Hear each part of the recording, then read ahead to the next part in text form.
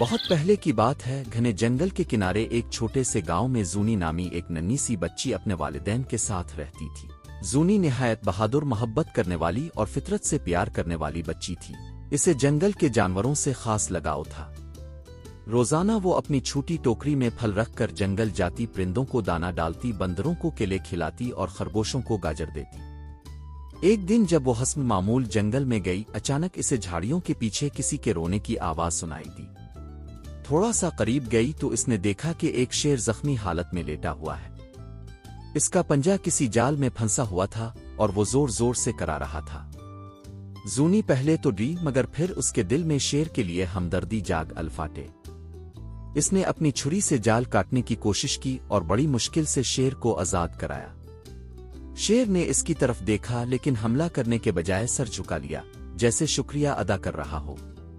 زونی نے شیر کے زخم پر جڑی بوٹی لگائی اور اسے پانی پلایا۔ شیر نے اس کے ہاتھ چاٹ کر اپنی دوستی کا اعلان کیا۔ اس دن کے بعد زونی اور شیر کی دوستی نے ایک نئی کہانی کو جنم دیا۔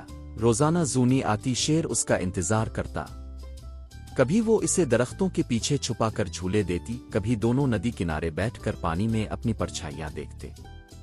ایک دن گاؤں میں ایک شور مچ گیا کہ قریبی جنگل میں ایک شیر ہے جو بہت خطرناک ہو گیا ہے اور اسے مارنے کے لیے شکاری آ رہے ہیں۔ زونی کو بہت فکر ہوئی۔ وہ فوراً جنگل گئی اور شیر کو خبردار کیا۔ شیر نے افسوس سے کہا، شاید انسان کبھی ہمیں سمجھ نہیں پائیں گے، لیکن تم میرے لیے کافی ہو زونی۔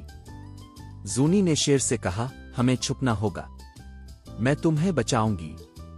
وہ اسے ایک غار میں لے گئی جو اس کے دادا نے بچپن میں کھودا تھا۔ وہاں وہ شیر کے لیے خوراک لاتی رہی اور شکاری جنگل میں خالی ہاتھ واپس لوٹ گئے۔ کئی ہفتے گزر گئے۔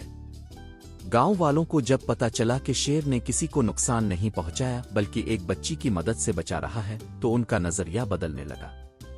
زونی نے ایک دن گاؤں میں سب کو جمع کیا اور ان سے کہا، اگر جانور ہمیں نقصان نہ دیں تو کیا ہمیں بھی ان سے دشمنی کرنی چاہیے؟ اگر ہم ان سے دوستی کریں تو وہ بھی ہمیں اپنا سمجھیں گے۔ سب نے تالیاں بجائیں اور گاؤں والوں نے فیصلہ کیا کہ وہ جنگل کے جانوروں کے ساتھ امن سے رہیں گے۔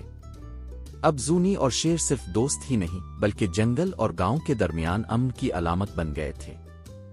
گاؤں کے دروازے پر ایک بورڈ لگایا گیا، یہاں انسان اور جانور ایک دوسرے کے دوست ہیں۔ ہر ہفتے بچے شیر کو دیکھنے جاتے۔ وہ اب گاؤں کا محافظ بھی تھا جو دوسرے جانوروں کو خطرات سے خبردار کرتا۔ زونی نے گاؤں کے بچوں کو سکھایا کہ جنگل صرف خوف کی جگہ نہیں بلکہ دوستی، محبت اور ہمدردی کی جگہ بھی ہو سکتی ہے۔ زونی اور شیر کی یہ دوستی آج بھی بچوں کی کہانیوں میں سنائی جاتی ہے، اور جو بھی یہ کہانی سنتا ہے اس کے دل میں جانوروں کے لیے محبت ضرور جاگ الفاٹتی ہے۔